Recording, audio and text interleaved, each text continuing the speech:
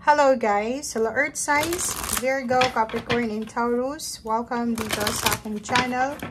Kapalaran 888. Welcome guys. Alamin natin kung anong messages, vibration, gabay, energy para sa inyong lahat. General reading guys, pwede kang makaresonate dito. Gamitin mo kung ano yung sinasabi ng intuition mo. Okay, Earth signs. Wow, motivation, and then wait for winter. So, winter na diba? So, motivation. Dito sinasabi ng barahan na siguro lack of motivation yung iba sa inyo. Earth signs. Siguro nahihirapan kayong i-motivate yung sarili nyo. Feeling nyo parang downfall, pababa ng pababa yung energy mo. Yung iba sa inyo dyan, parang yung hope nyo is unti-unti nang nababawasan. Wait for winter. So, dito sinasabi, siguro intayin mo daw siguro yung last week ng December, January, February. Okay? Kasi itong 3 months na to, ito yung pwedeng magbigay sa'yo, makatulong sa'yo ng manifestation. So, ibig sabihin, motivate yourself sa kung ano man itong gusto mong simulan, sa kung ano man itong gusto mong tapusin, sa kung ano man itong gusto mong actions, decision.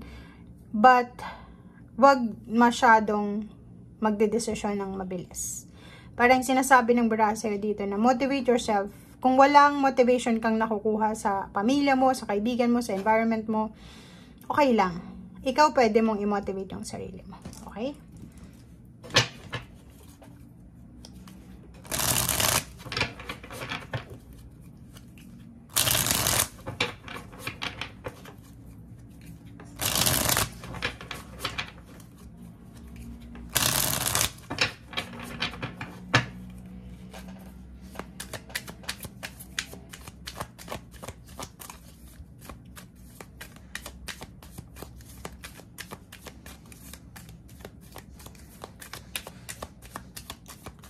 Okay, Earth signs, Virgo, Capricorn, and Taurus.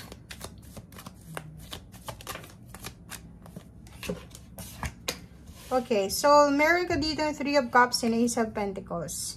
So, sa araw na ito, nakikita natin dito na posibleng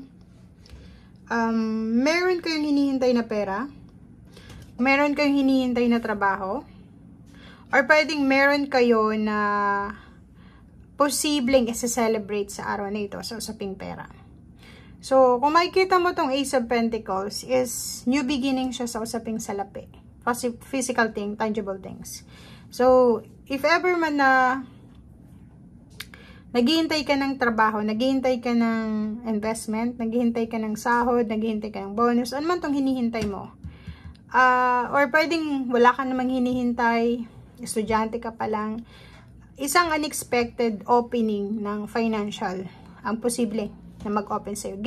Gateway of financial gateway. And itong 3 of Cups, yun, pwedeng may celebration, Christmas party sa araw na ito. So, comment down below if today ay posibleng may Christmas party, may celebration ka na dadaluhan. Kasi, dito sa celebration na to, pwede kang makatagpo ng isang tao, 2, 3, na siya ang magiging tulay, daan, kung paano ka makakapasok dito sa financial gateway na to. Okay? So, comment down below if makatagpo ka ng isang tao sa isang celebration, pagtitipon, Christmas party, community party, barangay party, diba? So, ng pwedeng connection sa usapin pera.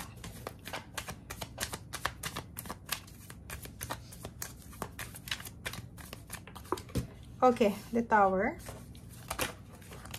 4 of Cups. So, may iba din dito sa inyo, Earth signs, Virgo, Capricorn, and Taurus, na may relationship na siguro nasira. Okay? So, for example, ikaw ay may nasira kang relationship. Diba? Parang, sa ngayon, may iba sa inyo na Earth signs na naghihintay kayo ng recovery ng relationship, ng balanse. So, ibig sabihin, naghihintay ka ng message from your ex, from your family members na nakaaway mo, or posibleng naghihintay ka na mag-reach out sa'yo. Yung mga taong nakagawa sa'yo ng masama. Okay. 9 of Swords and 9 of Cups. So, 99. Sa araw na ito, sinasabi ng barahan na may pagkakataon ka. May parang choice ka sa araw na ito na magmukmuk. Diba? Magmukmuk sa kwarto, umiyak, matulog. Yung parang heartbroken ka. Or, may choice ka din na magsaya, let go kung ano yung mga bagay-bagay na hindi para sa'yo. Magsimulang maging motivated, magsimulang maging masaya, magsimulang mag-pray, magsimulang lumapit sa Panginoon, parang ganun. Kasi kung makikita mo to, itong the tower na to is 9 of Swords. Itong 4 of Cups is 9 of Cups. So, ibig sabihin, ang tower na yan is itong yung mga nararamdaman nyo sa ngayon. Shadow moment siya. So, ibig sabihin, maraming iba sa inyo na malungkot, moody, hindi motivated, and yung iba naman sa inyo naghihintay. Pwedeng naghihintay kayo ng emotional satisfaction, emotional support, reconciliation, apology, forgiveness, or ano pa. So, comment down below if resonated ka. Okay, so 3 of Wands. Mayroon dito sa inyo na naghihintay. Pwedeng 3 months na lang, gagraduate na. 3 years na lang, makakapagtapos na yung anak. Parang ganun. And 7 of Wands. The Moon. So, nakikita natin dito, ano man itong kinakatakutan mo. If ever may mga kinakatakutan kayo sa buhay, for example, natatakot kayo para sa inyong family, natatakot kayo para sa inyong future, natatakot kayo sa mga susunod, natatakot na iwanan ng karelasyon, hiwalayan. Ang dami nyo ditong unrealistic, diba? Unrealistic goals. Ang dami yung fears. Ang dami yung iniisip. So, ang 3 of Wands na to, is parang nasa waiting time ka, waiting period.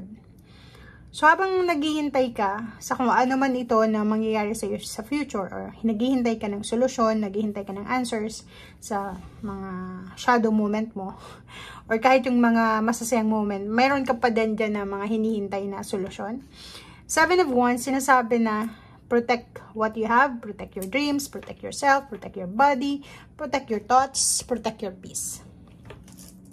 Okay, kasi meron dito na 5 of Wands. Ang 5 of Wands nito is pwedeng masangkot ka sa isang pag-aaway kompetisyon. So, pwedeng ang araw na ito is ikaw ay posibleng ang tawag dito, ikaw ay posibleng sangkot sa pag-aaway, or pwedeng ang araw na ito is makakakuha ka ng kakompetensya, or pwedeng ang araw na ito is makakakuha ka ng kasagutan, or pwedeng ang araw na ito is makakakuha ka ng kalaban.